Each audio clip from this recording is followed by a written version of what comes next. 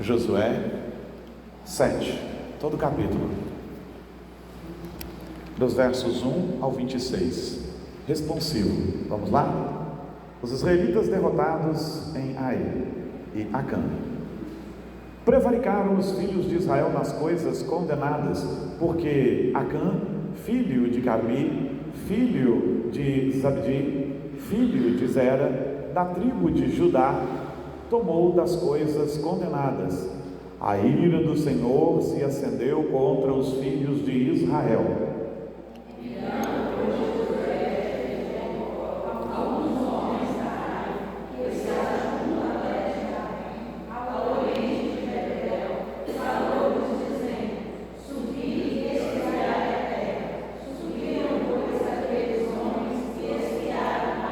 E voltaram a Josué e lhe disseram: não suba todo o povo, subam uns 2 ou 3 mil homens a ferir Ai. Não fatigueis ali todo o povo, porque são poucos os inimigos. Assim subiram lá o povo, os 3 mil homens, os quais fugiram diante dos homens de Ai. Os homens de Ai feriram deles uns 36, e aos outros perseguiram desde a porta até as pedreiras, e os derrotaram na descida, e o coração do povo se derreteu e se tornou como água. Então Josué rasgou suas vestes e se prostrou em terra sobre o rosto, perante a arca do Senhor, até a tarde. Eles, os anciãos de Israel, e deitaram o pó sobre a cabeça. Disse Josué: ah, Senhor Deus, por que fizeste este povo passar o Jordão, para nos entregares nas mãos dos amorreus, para nos fazerem perecer? Tomara nos contentássemos com ficarmos além do Jordão. Ah, Senhor, que dever, pois Israel virou as costas diante dos seus inimigos. Ouvindo isso, os cananeus e todos os moradores da terra nos cercarão e desarraigarão, o nosso nome da terra. E então, que farás ao teu grande nome? Então disse o Senhor a Josué: levante-te, porque serás prostrado assim sobre o rosto. Israel pecou e violaram a minha aliança.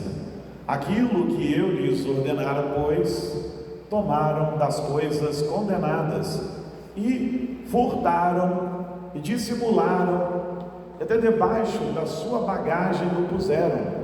Os filhos de Israel não puderam resistir aos seus inimigos, viraram as costas diante deles, porquanto Israel se fizeram condenado. Já não serei convosco, se não eliminardes do vosso meio as coisas roubadas. Dispõe-te, santifica o povo e dize: santificai-vos para amanhã, porque assim diz o Senhor Deus de Israel: há coisas condenadas no vosso meio, ó Israel. Aos vossos inimigos não podereis resistir, enquanto não eliminardes de vosso meio as coisas condenadas.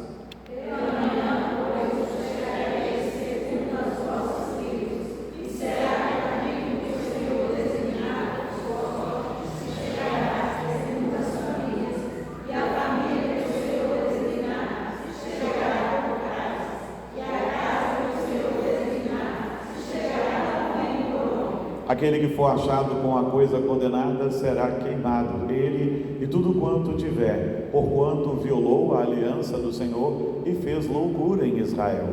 Então Josué se levantou de madrugada e fez chegar a Israel, segundo as suas tribos, e caiu a sorte sobre a tribo de Judá. Fazendo chegar a tribo de Judá, caiu sobre a família dos Zeraitas. Fazendo chegar a família dos Zeraitas, homem por homem, caiu sobre Zabdi. E fazendo chegar a sua casa, homem por homem, caiu sobre Acã, filho de Carmi, filho de Zabdi, filho de Zera, da tribo de Judá. Então disse Josué a Acã: filho meu, dá glória ao Senhor, Deus de Israel, e a ele rende louvores, e declara-me agora o que fizeste. não o ocultes. Respondeu Acã, Josué, e disse: verdadeiramente pequei contra o Senhor, Deus de Israel, e fiz assim e assim. Quando vi entre os despojos uma boa capa babilônica e 200 ciclos de prata e uma barra de ouro do peso de 50 ciclos, cobicei-os e tomei-os, e eis que estão escondidos na terra, no meio da minha tenda, e a prata por baixo. Então Josué enviou mensageiros que foram ao meio da tenda, e eis que tudo estava escondido nela, e a prata por baixo. Tomaram, pois, aquelas coisas do meio da tenda e as trouxeram a Josué e a todos os filhos de Israel e as colocaram perante o Senhor. Então Josué e todo Israel tomaram Acã, filho de Zera, e a prata, e a capa, e a barra de ouro, e seus filhos, e suas filhas, e seus bois, e seus jumentos, e suas ovelhas, e suas galinhas, e tudo quanto tinha, e levaram as altares de Jacó. Disse Josué: por que nos conturbaste? O Senhor hoje te conturbará. E todo o Israel o apedrejou, e depois de apedrejá-los, queimou-os. E levantaram sobre ele um montão de pedras, que permanece até o dia de hoje. Assim o Senhor apagou o fogo da sua ira. Deu que aquele lugar se chama Barra de Jacó até o dia de hoje. Até ao dia de hoje, isto é, até o dia em que o texto foi escrito, correto? Como nós já lemos grande parte do texto, não é necessário que a gente explique algumas minúcias, mas esse texto traz à tona alguma coisa que a gente não pensa sobre as dimensões que o pecado atinge quando ele não é tratado. Hoje em dia não se fala mais sobre pecado, não se pode mais falar sobre pecado. A luta desse tempo é calar toda a voz profética que se pronuncie contra qualquer tipo de pecado. Então, muitas vezes hoje em dia as pessoas simplesmente optam por não falar mais sobre adultério, prostituição, bebedice, optam por não falar sobre alguns pecados, porque muitas vezes caem em outros. Tem alguns ditados muito tristes que rondam o nosso meio. Um deles é: o crente não bebe, mas que ele come, e então ele deixa um vício da bebedice, mas cai no da glutonaria, que é um exagero também. Não se fala mais sobre a necessidade de que nossos meninos se casem virgens, puros, santos, castos. Isso precisa ser dito. Não se fala contra o divórcio. É claro, ele vai acontecer, ele foi normatizado por causa da dureza do coração do homem muitas vezes, mas não se fala mais sobre essas coisas, porque as pessoas têm medo de ofender as outras pessoas.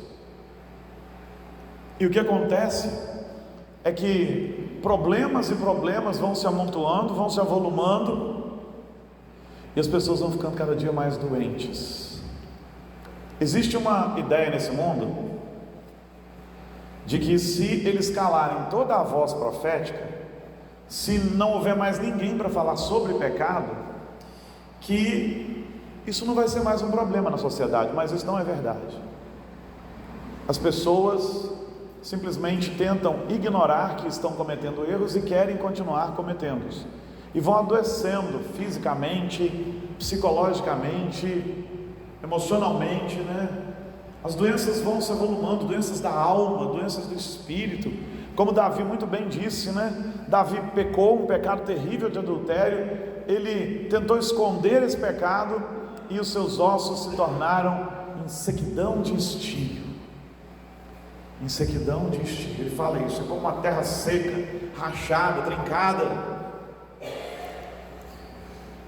porque não tratar o pecado traz doenças sobre doenças. Muitas doenças psicossomáticas são em função de pecados que nunca foram tratados, vencidos, perdoados. Eu não estou dizendo que todas são por isso, e não estou dizendo que todo problema psíquico ou problema físico sejam por causa de pecados ocultos. Não é isso que eu estou dizendo, mas estou dizendo que existem doenças assim no coração das pessoas, de muitas pessoas. Há lugares em que o nome de Deus é muito pouco propagado, e mesmo assim são lugares com alto índice de suicídio, de desespero.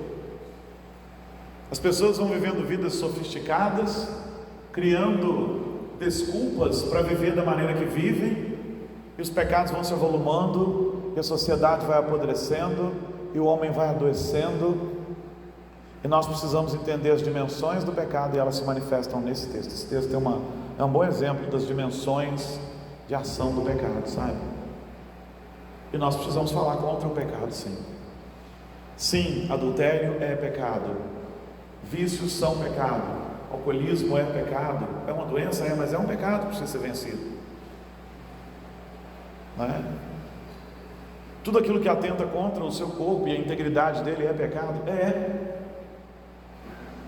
Então, por exemplo, quando você sabe que tem uma determinada doença e sabe que determinado alimento te faz mal, e mesmo assim você vai continuar comendo aquilo e enchendo a cara daquilo, você não acha que você está pecando, não?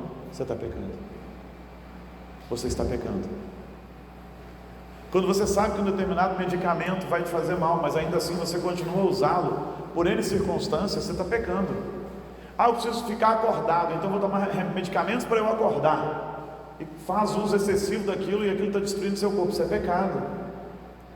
A turminha da bomba hoje em dia, vai fazer academia, quer ficar com um físico escultural rápido e usa medicamento para isso. Isso é pecado, está tentando contra o corpo dele, porque sabe que vai ficar doente lá na frente.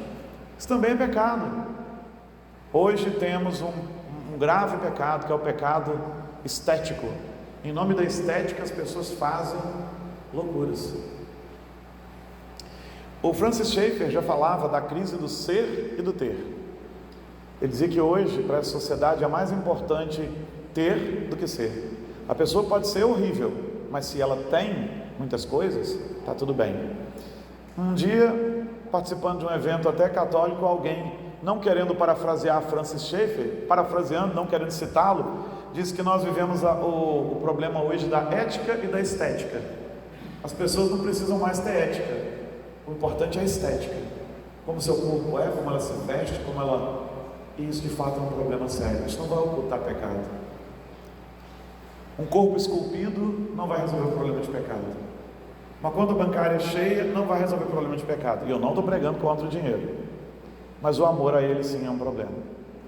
Vivemos tempos em que a igreja, muitas igrejas, não vou exercer juízo sobre a igreja de Cristo, porque a igreja de Cristo é santa, mas muitos segmentos querem ser inclusivos para encher a igreja de qualquer jeito. Agora eu te pergunto, do que adianta ter uma denominação cheia, um templo cheio, se na verdade essa igreja está povoando o inferno? Do que adianta? Ontem, ou talvez anteontem, eu recebi uma figura muito interessante, uma dessas figuras montadas. É mais ou menos assim: se você matar um animal silvestre, cadeia.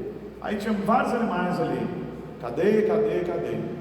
Mas se você matar uma criança no ventre da sua mãe, não, está certinho, é isso mesmo que tem que fazer. Aí eu mandei aquilo para frente, um amigo falou assim: rapaz, se você postar isso em rede social vai dar problema. Eu falei: já postei, já foi embora. Porque até quando nós não vamos nos manifestar? Nós precisamos nos manifestar. E eu me lembro de uma reunião de pais, em que uma mãe, assim, estranha, ela, numa reunião de pais, começou a reclamar, porque o material pedagógico que a escola e a escola do município estava usando, não era um material inclusivo, só falava de papai, mamãe, de homem, de mulher, não tinha as outras opções sexuais incluídas. Ela não usou esse termo, eu estou usando esse termo. Não tinha outras opções de comportamento sexual envolvidos. Eu estou usando esse termo porque, na verdade, essas novas tendências aí, elas não são uma opção sexual, elas não são um sexo, elas não são naturais, elas são comportamentos sexuais distorcidos. E ela estava reclamando porque não tinha ali, linguagem neutra, não tinha o menino, a menina, e a menina queria ser menina, a menina queria ser menina, não tinha essas coisas. E estava todo mundo calado. E o meu sangue estava fervendo, porque porque sim, meu sangue ferve com determinadas coisas, principalmente quando você vê que a maioria não concorda com aquilo, mas está calado sobre aquele assunto.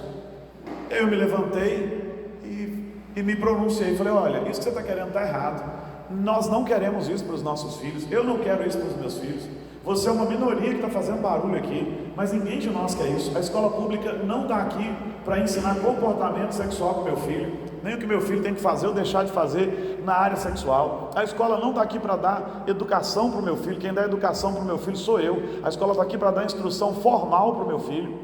O nome da pessoa que está dentro da sala de aula é professor, o educador do meu filho sou eu. Vamos parar de transferir, né, as responsabilidades e deixar que o Estado tome para si responsabilidades que ele nem consegue cuidar. O Estado não cuida de saneamento básico, não cuida de saúde, não cuida de estrada, não cuida de infraestrutura, não cuida de segurança pública, vai cuidar do meu filho. E aí eu disse para ela: olha, não concordo, está errado, tem que ensinar do jeito que está aí mesmo. Menino é menino, menina é menina, não à toa depois virou música, né? E aí quando eu me manifestei, todos os outros pais se manifestaram, criaram coragem.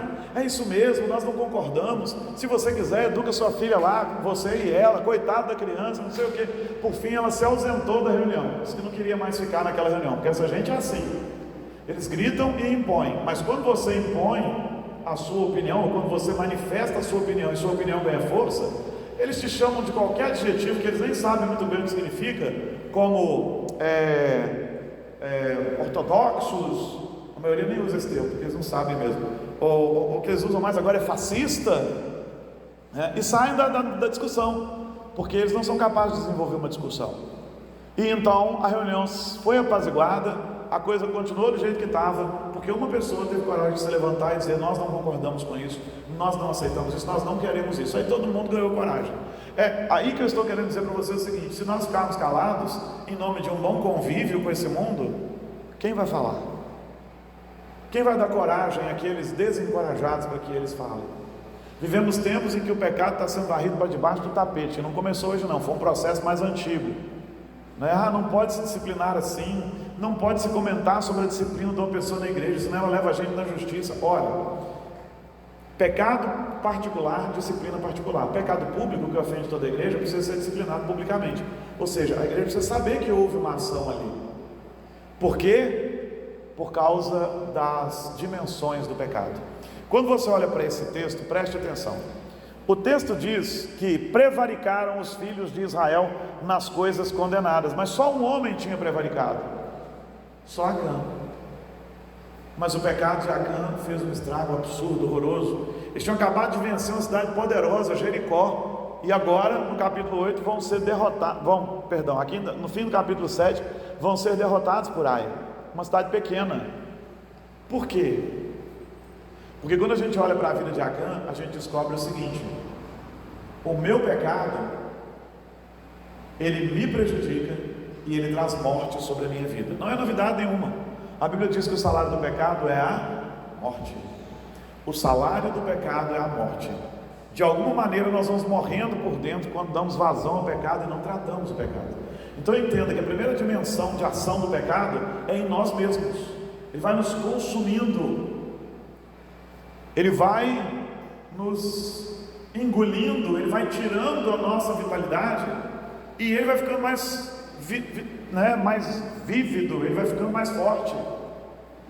A melhor ilustração disso é do pastor que comparou o pecado ao cipó mata-pau, que é um cipó muito interessante, que envolve toda a árvore. E à medida que ele vai se envolvendo, ele vai se agarrando na árvore, ele vai tirando toda a seiva, toda a vida daquela árvore, e o cipó vai ficando bonito, e a árvore vai ficando feia, até que a árvore tomba seca, e o cipó está verde, bonito ao redor dela. É o que o pecado faz com a gente, se a gente não tratar o pecado. Se não cortarmos o pecado das nossas vidas como uma erva daninha que ele vai fazer como o cipó mata-pau, vai tirando a nossa seiva, vai tirando a nossa essência, vai tirando a nossa alegria, vai tirando aquilo que o Senhor preparou para nós de mais importante, até que caímos mortos e ele fica lindo por nos sugar inteiro. Isso é o pecado. Primeira dimensão de ação dele, então, entenda, ele nos destrói. Segunda dimensão de ação do pecado, e é muito simples essa progressão, o nosso pecado atinge as pessoas ao nosso redor. Ele tem uma dimensão pessoal, mas ele tem uma dimensão social, porque o meu pecado atinge as pessoas ao meu redor. Esteja eu consciente disso ou não, estejam os outros conscientes disso ou não. Ninguém em Israel tinha consciência de que Acã tinha escondido lá capa babilônica e prata, mas isso estava trazendo consequências para eles. Isso trouxe derrota para Israel. Quantas vezes famílias são derrotadas por causa do pecado oculto de alguém? Não adianta ocultar pecado, a gente tem que tratar o pecado. Quantas vezes famílias são derrotadas, sofrem baixas terríveis por causa do pecado de alguém? Por causa do pecado de alguém. Tem um material muito interessante que trata de pornografia, que a gente usou uma vez há mais tempo atrás, ele está guardado, não me recordo de termos usado aqui, acho que não usamos. Ele conta a história de centenas, mas nós sabemos que são milhões e milhões de casamentos que foram destruídos porque normalmente o homem consumia pornografia, as ocultas. A esposa não sabia, ninguém sabia, mas acabou com o casamento dele, porque o pecado destruiu o relacionamento íntimo dele com a mulher dele, e aquele negócio foi trazendo mesmo consequências graves. Você pode chamar de maldição se quiser, não tem problema, mas traz consequências graves. Há pessoas que vão escondendo seus pecados e aquilo traz problemas para a família, traz problemas no trabalho muitas vezes. As pessoas não vão tratando os pecados, aquilo traz problema para a igreja dele. Alguns são ocultos, mas outros são pecados públicos que a gente não consegue tratar, porque o sujeito nega até o último momento, como se o tratamento, que entenda a disciplina, não é para jogar o irmão fora. A disciplina é para que o irmão possa ser transformado e mudado com nova postura, possa ser ainda muito mais galardoado lá no último dia. A disciplina é uma bênção quando o crente é crente mesmo, que ele entende isso, sabe? Porque às vezes o pecado vai trazendo vergonha sobre a igreja, o pecado vai trazendo humilhação para a igreja, porque muitas vezes temos que ouvir alguém dizer: olha, eu gosto muito da sua igreja, mas fulano de tal faz essas coisas assim, e aí eu não vou tratar do fulano de tal baseado na palavra de alguém que nem é daqui, nem é um cristão, porque um não cristão não tem direito de exercer juízo sobre a igreja, e você tem que aprender isso quando tiver que conversar com as pessoas. Tem gente que nunca pisou numa igreja e quer definir como que a igreja aqui tem que ser. Ele não sabe o que é a igreja, ele não convive na igreja, ele não tem comunhão com a igreja, ele não conhece a igreja, ele só conhece aquilo que ele ouve falar. Ele tem uma visão estereotipada da igreja e acha que tem direito de criticar a igreja. Quem tem direito de criticar alguma coisa que acontece dentro da igreja é aquele que congrega, é aquele que está na frente, é aquele que está trabalhando, é aquele que conhece as lutas, é aquele que conhece as questões mais internas da igreja. Eles têm direito de falar alguma coisa. Aquele que não conhece a igreja não tem direito de falar nada, porque ele não conhece o nosso dia a dia, ele não tem comunhão com a gente, ele não sabe das nossas lutas, ele não sabe do que passamos, ele não sabe o que vivemos, também não sabe das nossas vitórias, ele não conhece o mover do Espírito Santo, ele não sabe o que é a unção de Deus, ele nunca provou o poder de Deus. É essa gente que você vai deixar criticar a sua igreja?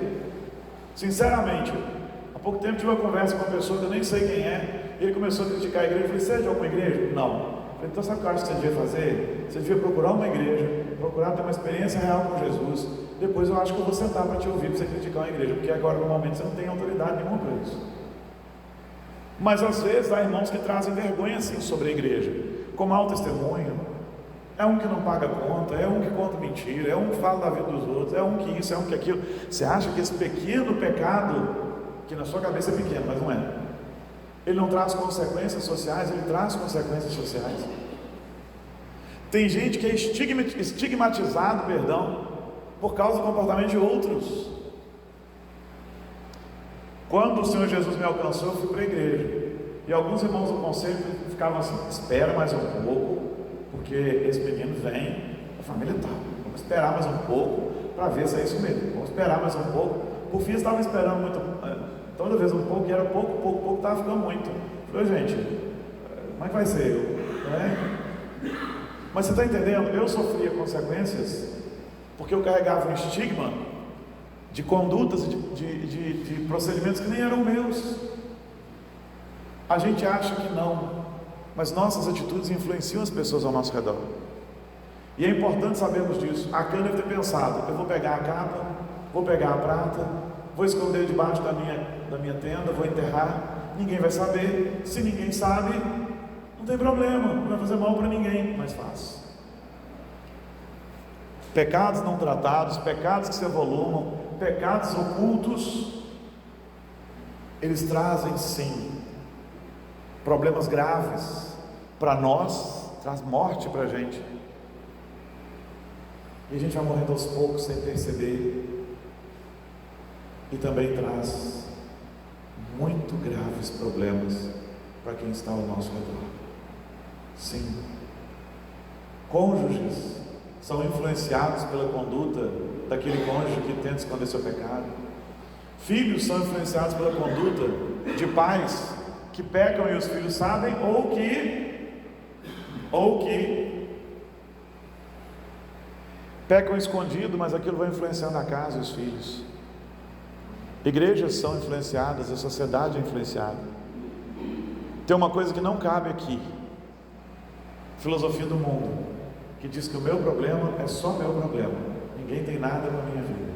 Isso é lá no mundo, aqui isso não funciona.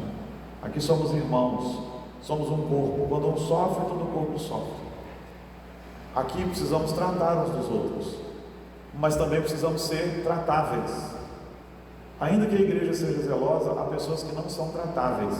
Elas não querem ser tratadas, elas querem ter a razão e querem ficar do jeito que estão. Muitas obras poderiam estar muito mais avançadas na nossa vida, na nossa casa, na nossa família, no nosso trabalho, na nossa igreja, não fossem muitas coisas que às vezes não são tratadas. E tem a questão mais grave ainda da dimensão de ação do pecado: é que o nosso pecado ofende a Deus e prejudica o nosso relacionamento com Deus, e essa é a coisa mais grave. Embora seja o terceiro ponto da dimensão do pecado, é a mais grave. Nosso pecado nos separa de Deus, nosso pecado ofende a Deus, nosso pecado prejudica a nossa relação com o Senhor, de tal maneira que quanto mais deixarmos os pecados avolumarem, menos relacionamento nós teremos com o Senhor. Eu já contei isso aqui, já falei disso e vou falar outra vez. No fim do ano eu faço 25 anos de pastorado. Não existe nenhuma disciplina em que o sujeito estava buscando ao Senhor aqui, ele estava na oração. Não, ele estava na oração ontem, mas hoje ele já caiu num pecado terrível. Não é assim que funciona. Todas as disciplinas a gente sempre pergunta: querido, como é que andava a sua leitura bíblica nos últimos tempos? Não, eu fui desanimando, fui parando de ler a Bíblia, fui parando de orar, eu até venho à igreja e tudo, mas não tinha mais vida devocional, não tinha mais vida particular. Aí a coisa vai entrando, o pecado vai entrando, e o relacionamento íntimo com o Senhor vai saindo. O pecado entra por uma porta, o relacionamento íntimo com o Senhor vai saindo. O contrário também se aplica: quanto mais o relacionamento íntimo com o Senhor entrando por uma porta, o pecado sai pelos fundos e vai embora. Mas nós precisamos tratar essas coisas. E a primeira coisa que você precisa entender para tratar essas coisas é: a sua genealogia não conta para resolver problema de pecado. E você não está blindado simplesmente porque papai era crente, vovô era crente, vovó era crente, mamãe era crente. Onde que eu tirei isso? Se você olhar bem para o texto, você vai ver que o texto deixa claro que, embora Acã não seja necessariamente um nome israelita, a descendência dele era. E nós sabemos que de onde vem, de que tribo ele vem, que é Judá. Nós sabemos filho de quem ele é. Então o texto deixa bem claro que Acã era um israelita. Mas se você voltar um pouquinho, no fim do capítulo 7, você vai ter a informação, no fim do capítulo 6, a partir do verso 22, você vai ter a informação de que Raabe é salva. Raabe é salva e Acã se perdeu, pelo menos fisicamente ali. Não vou condenar Acã ao inferno, mas para a purificação do povo, Acã foi eliminado do meio do povo. O que eu estou querendo dizer com isso? Acã era da tribo de Judá, da mesma tribo de onde procederia depois o Messias, que é Jesus. Acã tem genealogia explicada aqui no texto. Acã era israelita. Acã quebrou a aliança e se perdeu. Raabe não era israelita, era uma ímpia, idólatra, prostituta. Mas Raabe entendeu a aliança do Senhor, se rendeu aos pés do Senhor, foi salva pelo Senhor. Então não confie na sua genealogia, não confie na sua descendência, nos seus antepassados, não confie nessas coisas e pense que você está blindado de todo pecado por causa disso, porque não é por causa disso. Somos guardados do pecado se estamos debaixo da mesma aliança. Se seus pais eram cristãos, amém. E se você se mantém debaixo da mesma aliança que eles, sim, nós somos guardados pelo Senhor. Mas ainda assim isso não nos isenta de ter que lutar contra o pecado. Foi o caso de Acã. Então a primeira coisa que você precisa entender para vencer o pecado é isso, tá? O pecado não fez profissão de fé em igreja nenhuma. Isso era um professor de seminário que foi contar a história da filha dele, que a filha dele arrumou um namorado, e os dois muito crentes, ela muito crente, o rapaz muito crente, e ela um dia chegou em casa pedindo com o namorado para viajar com o namorado sozinho, e o pai disse assim: de jeito nenhum. Aí ela: pai, o senhor não confia em mim? Confio muito em você, minha filha, isso é uma bênção. Aí o rapaz, são meio chantagistas, né, uma determinada idade dos pais, vem o rapaz: então o senhor não confia em mim? Então ele falou: não, meu filho, eu confio muito em você, você é um rapaz bom, você é um rapaz crente, está sempre na igreja. Se o senhor confia em mim, se o senhor confia nela, qual é o problema? Ele falou: o problema é que eu não confio em vocês dois juntos, porque o sexo não fez profissão de fé em igreja nenhuma. Ele está dizendo com isso o seguinte: muito cuidado, se você não vigiar, é isso mesmo. O pecado não está aí para respeitar a sua profissão de fé, se você não está lutando contra ele. Aliás, se você não está fugindo dele. A gente resiste ao diabo, mas do pecado a gente foge. Não só foge do pecado, como foge até da aparência do mal. Ainda nem é o pecado, é a aparência. Tudo aquilo que se parece com o mal, eu fugir dele. Então entenda isso. Entenda outra coisa: revelar o seu pecado e deixar que ele seja tratado é dar glória a Deus. Não foi o que José disse com Acã? Acã, dá glória a Deus aqui. Acã, revela o seu pecado. Esconder o seu pecado entristece o Senhor, mas revelá-lo e deixá-lo ser tratado dá glória a Deus. Isso glorifica a Deus. E a necessidade de purificação do pecado mesmo. No caso de Acã foi extremo. Acã foi morto, porque o arraial precisava ser limpo. Mas não é assim que acontece hoje. Hoje nós vivemos uma perspectiva diferente de reino, de povo de Deus. Nós somos o povo de Deus agora, somos Israel de Deus. Mas não é você que tem que ser queimado, mas o pecado sim. Na fogueira da santidade ali, nossa, esse pecado fora. Quando nós nos dispomos a revelar os nossos erros, ainda que não seja publicamente, mas a desvelá-los diante de Deus, admiti-los, assumi-los, e nos deixamos tratar, o Senhor vem ao nosso encontro e Ele trata tudo isso de verdade. Nós precisamos demonstrar arrependimento, sabe? Demonstrar arrependimento.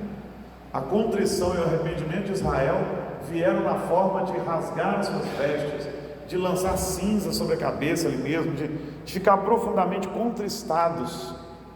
Hoje em dia, muitas vezes as pessoas querem ocultar seus pecados, fazer de conta que eles não existem e não se arrepender, e criam uma imagem de santidade que é só capa.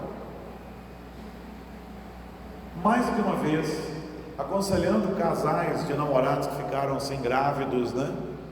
Antes do tempo, eles merendaram antes do recreio, aconselhando, muitas vezes eu digo: queridos, vocês não se arrependem disso não? É muito comum a menina falar: não, eu não me arrependo do meu filho é uma bênção. Eu falei: minha filha, não estou perguntando se arrepende do seu filho, não. A criança não tem nada com isso. Estou perguntando se não há arrependimento do ato. Então, para justificar o ato e não haver arrependimento nem confissão, a pessoa torce o negócio. Ninguém está perguntando se ela se arrepende do filho. Claro que não arrepende. Você vai fazer o que com o menino? Arrependi de ter meu filho, vou jogá-lo fora. Isso é argumento desse mundo louco, por causa desse negócio de aborto, que está em uma confusão essa semana, inclusive com a ministra do Supremo, né? Querendo liberar isso. Não é disso que nós estamos falando do ato de pecado em si. O filho é até um ato de misericórdia de Deus sobre a vida deles, a criança em si. Mas o ato em si, sim, você precisa se arrepender deles. Há uma diferença entre se arrepender de ter um filho e se arrepender de ter pecado contra Deus. São coisas muito diferentes. A gente não se arrepende de ter um filho, mas se arrepende de não ter se guardado, de não ter buscado santidade. É disso que a gente tem que se arrepender. De ter tido um relacionamento fora do casamento, uma relação monogâmica, estável, de respeito. É disso que tem que se arrepender. Esse é um ponto que eu estou tocando, mas há muitas outras coisas. Muitas outras coisas. E sabe, queridos, nós precisamos lançar o pecado para fora, tirar de dentro de nós. Nós precisamos deixar que ele seja tratado. Não é o assunto mais agradável de um domingo à noite, mas ele é importante e ele é pertinente.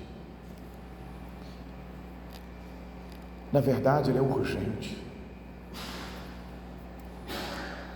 Pessoas sofrem com pecados que vão sendo escondidos, porque há pecados que são pecados de estimação. De vez em quando eu comento que é assim, é como se o seu coração fosse um compartimento. É a casa do Senhor, não é? E aí o Senhor entra para morar, mas tem um quartinho de bagunça que você passa a chave nele e fala assim: aí não, deixa esse lugar quieto aí, deixa esse pecadinho guardado, escondido, deixa para lá, não quero que o Senhor veja isso. Mas o Senhor não quer um pedaço da casa, o Senhor quer a casa inteira, até o quartinho de bagunça, para ele jogar a bagunça para fora. Você já teve um quarto de bagunça? Já teve a experiência de limpar aquele negócio? Jogar um monte de coisa? Eu morei numa casa pastoral que no fundo do quintal tinha um quarto de bagunça. Pensa numa bagunça. Um dos dias mais prazerosos da minha vida foi o dia que eu entrei naquele quarto. Estava disposto mesmo, arranquei a camisa, pus uma roupa velha, um short velho, e eu entrei jogando aquele monte de porcaria para fora que estava acumulado de antes de mim, de vários que estiveram antes de mim ali. 2 caçambas de porcaria. Depois eu olhava para aquele quarto com orgulho e falava: limpei. É assim que tem que ser. Senhor, toma a chave do quarto de bagunça, pode jogar tudo para fora. Vai me trazer vergonha, vai me trazer constrangimento, mas joga tudo para fora. E tinha coisa que eu tirava lá de dentro e falava assim: meu Deus, né? O meu vizinho vai achar o quê? Que eu estava juntando, tinha um lixão aqui dentro desse caso. Mas ia pondo na caçamba, ia pondo na caçamba, ia pondo na caçamba. Às vezes até um vizinho passava, olhava e falava: meu Deus, já está saindo tanta coisa inútil. E é assim com o nosso pecado também. A gente começa a tratar e começa a perguntar: Pai, de onde está saindo tanta coisa inútil? De dentro do nosso coração, mas precisa ser tratado. Precisa ser tratado e nós precisamos ensinar isso para as novas gerações. O pecado ofende a Deus, mas quando nos limpamos, isso traz a presença de Deus. Se você rola para o capítulo 8, você vai ver que agora Israel vai de novo guerrear contra Ai, e Israel vai vencer. Israel vai vencer. Quando o pecado fica oculto, os menores inimigos são capazes de nos derrubar. Sabe por quê? Porque Satanás é o acusador. E quando a gente pensa que vai ter uma grande vitória para nos derrubar, Satanás traz uma acusação de algo às vezes que até nem é tão grande do nosso ponto de vista, mas traz vergonha. Precisamos vencer então. Precisamos vencer. Em nome de Jesus. Precisamos vencer. Quando eles trataram o pecado, diz o texto lá no verso 26, que esse tratamento apagou o furor da ira do Senhor. Acabou. Você acha que não, mas quando o Senhor desce sobre a sua igreja, estamos todos reunidos aqui congregados, quando o Senhor desce sobre a sua igreja, e há muito pecado não tratado, e há muita coisa oculta que a gente vai ocultando, isso influencia no culto que nós prestamos a Deus. Porque o Senhor não deixa a nossa adoração fluir, e nós saímos daqui às vezes incomodados, mas isso é de Deus, porque tem alguma coisa errada, e nós precisamos aprender a nos perguntar: Senhor, o que há de errado comigo? Porque às vezes a tendência é: hoje o culto não fluiu, a culpa deve ser do pastor. Pode ser que às vezes seja minha mesmo, eventualmente. Hoje o louvor não fluiu, aqueles meninos devem estar com problema. Você já pensou que talvez o problema seja alguém de nós que nem está no louvor ali, mas o Senhor veio e Ele está confrontando a gente às vezes faz questão de ignorar o pecado? Não, faz de conta que não acontece, faz de conta que não existe. Quem sabe vai resolver, não resolve. Nem todos os problemas da nossa vida são por causa de algum pecado que a gente está escondendo, não, tá, gente? Todos eles são por causa do pecado original, mas nem todos são por causa do pecado que a gente cometeu, mas muitos são, e a gente precisa aprender a entender isso. Pecados ocultos, pecados não tratados, pecados varridos por debaixo do tapete, pecados em que a gente passa pano, como diz a gíria hoje, né? Eles vão ficando ali enterrados, como a capa de Acã. Ninguém sabe, mas o Senhor sabe. Entenda que não importa. Seu pecado pode ser aquele pecado mais interior, aquele pecado que ninguém sabe, ninguém viu, mas quem importa viu. O Senhor já viu, o Senhor já sabe. Israel nem sabia porque que tinha perdido a batalha, mas o Senhor sabia da capa escondida debaixo da tenda e também da prata. Muitas vezes eu não sei porque que muitas coisas que a gente sonha para a igreja do Senhor, para a vida dos nossos irmãos, para tudo, elas não se realizam, mas o Senhor sabe. É tempo de tratarmos pecados, é tempo de obedecer, é tempo de rasgarmos o coração e pedirmos ao Senhor: Senhor, mostra porque eu quero tirar fora, mostra a capa de Acã que eu quero lançá-la fora, mostra se tem capa babilônica, se tem prata, porque eu quero jogar fora, mostra se dentro da tenda do meu coração, debaixo da tenda do meu coração, eu estou alimentando algum pecado que às vezes eu nem admito. Mostra para mim, porque eu desejo muito jogar fora, Senhor, porque eu não quero mais ofender o Senhor, eu não quero mais ofender a mim mesmo, prejudicar a mim mesmo e prejudicar o meu próximo. Eu não quero mais, Senhor, prejudicar a minha relação com o Senhor, a minha relação comigo mesmo e a minha relação com o meu próximo. Coloca este diante do Senhor. Todos nós precisamos colocar. Não, pastor, esse sermão não foi para mim, esse sermão deve ter sido para alguma outra pessoa. Não, querido, esse sermão é para mim, é para você. Antes que esse sermão falasse com você, ele falou comigo.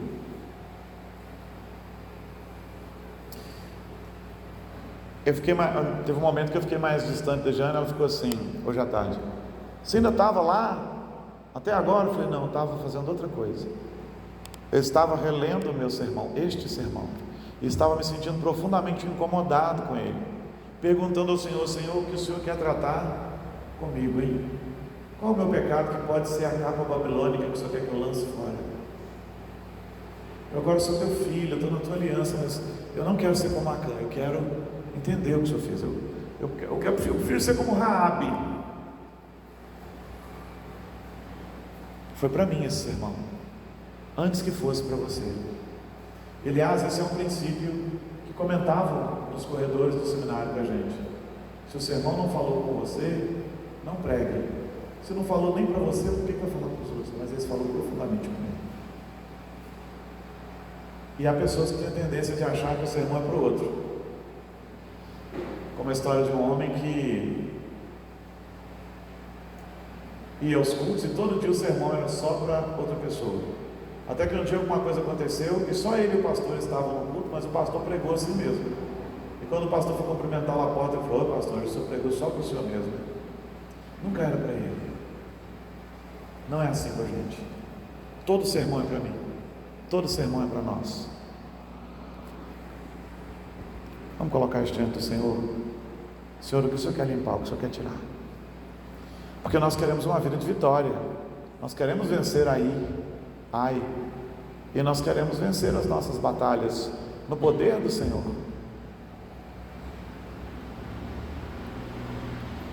Um grande inimigo, Jericó, foi vencido quando o povo estava entusiasmado e em santidade diante do Senhor. Um pequeno inimigo derrotou Israel por causa de um pecado oculto de um homem. Está na hora da gente se purificar mesmo diante do Senhor em confissão. Porque, como diz o apóstolo João, se dissermos que não temos pecado, nós mentimos e fazemos até o próprio Senhor mentiroso. Mas, quando nós nos confessamos, nós temos o advogado junto ao Pai.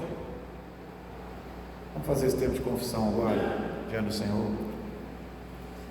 Vamos nos dobrar diante do Senhor. Vamos orar ao Senhor.